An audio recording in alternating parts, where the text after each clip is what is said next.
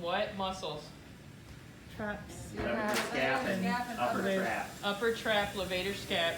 Horizontal adduction, like this, was what? Middle trap. Now we're going into lower trap. So why did you say that one wouldn't be rhomboids? So that rotational component, that's what we're going to get to with the next few. So the rhomboids, because they're angled this way, do a little bit more with like the rotational component.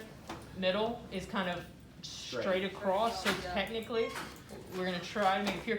Now, are the rhomboids active? Like, yes. A little bit. And even other portions like our lower trap also is going to be active during that. So we're not eliminating it. We're just trying to like put a muscle in a position that targets it a little more specifically, and then changing up other pieces can try to target something else a little more specifically.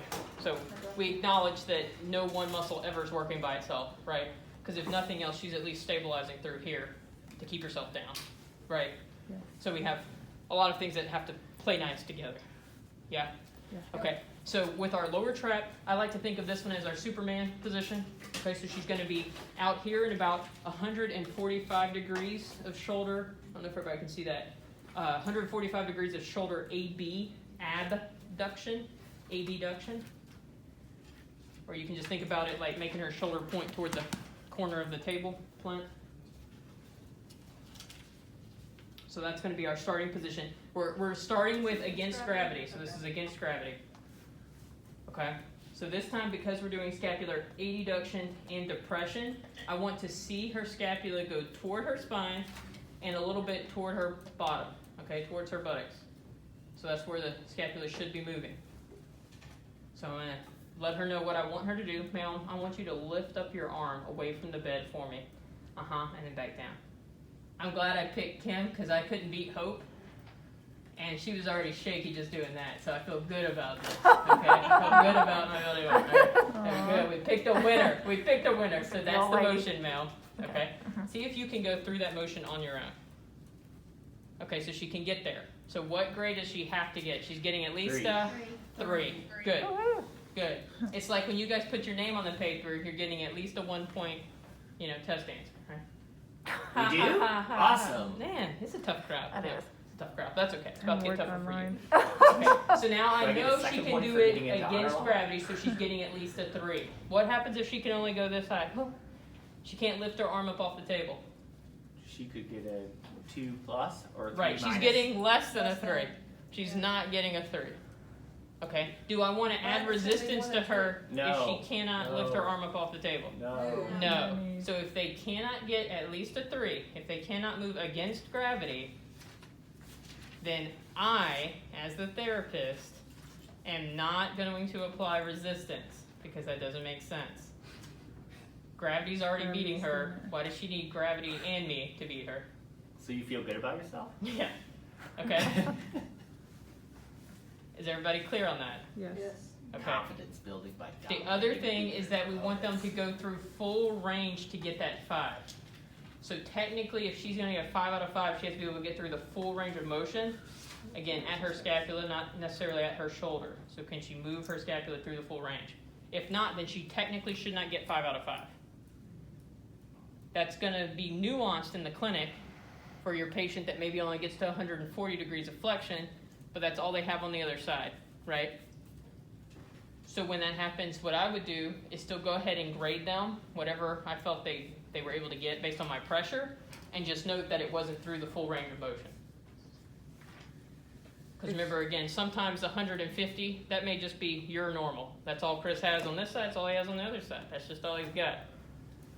But it doesn't help if we don't start grading his strength at all just because he doesn't get to 180 degrees. Does that make sense to everybody? Yes. So technically we want them to get through the full range of motion. That may be slightly nuanced in the clinic. Just be prepared for it, okay? But for testing purposes, just know through the full range of motion, that's technically what's supposed to happen, okay?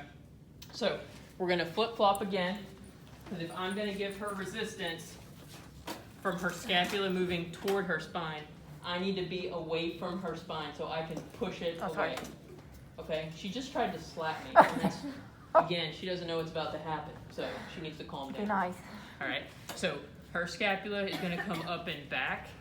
My hand position is going to be similar to where it just was before. Instead of pushing straight lateral, like I did when it was the middle trap, I'm gonna kind of push this way to resist her coming into adduction and depression. Are you pushing? So I'm making a Can you do that one vector. more time? Do what? Can you do that one more time? Yeah. So right now she's supposed to be doing adduction and depression at the same time. So that would make her move kind of in this angle. So I want my pressure to be exactly opposite. So I want to be pushing in that angle. So I want to push toward abduction, but also towards elevation. So that vector will be toward the middle, right where her arm is. Okay. So right towards that. That clear, Michaela? You good? Do we have to Okay. be on the medial border or anything when we're No, you're going to be that same place you just were. So Okay, toward that just on superior top. lateral angle. Okay. Yep. Gladiators ready? Yep. All right, so our stabilizing hand is going to be over here on her thorax again, on the contralateral side. I'm standing on the contralateral side in line with the muscle fibers. I'm going to let her go through the range of motion. Once she gets through the range of motion, I'm going to apply force. All right, now can you lift up your arm for us like we did earlier? Oh, that's different. Oh. Okay, good. Okay, let's do this again. I forgot. Okay, we're going to lift up this way and then back down. Okay. Good. And this is rhythmic initiation That was from our easy. PNF pattern. There you go. Good. Okay. And then and that's what I want you to hold right there. Okay, so you just think about that corner. I want that arm near that corner. Keep your elbow straight. Like a Superman, maybe? Yeah. And then lift up. Lift up. Good. And then I'm going to give her pressure. Hold, hold, hold. And then relax. Oh. Wow, look at her. Oh. Look at that, see? Suddenly she got stronger. It's that neuromuscular control. Okay, one more time. Lift up. She's there. I'm going to give pressure down. Good. And then back down. Okay. Good. Did I get a 5? She got it to 5 out of 5. Good. Okay, so that's that one. All right, we're going to do one more.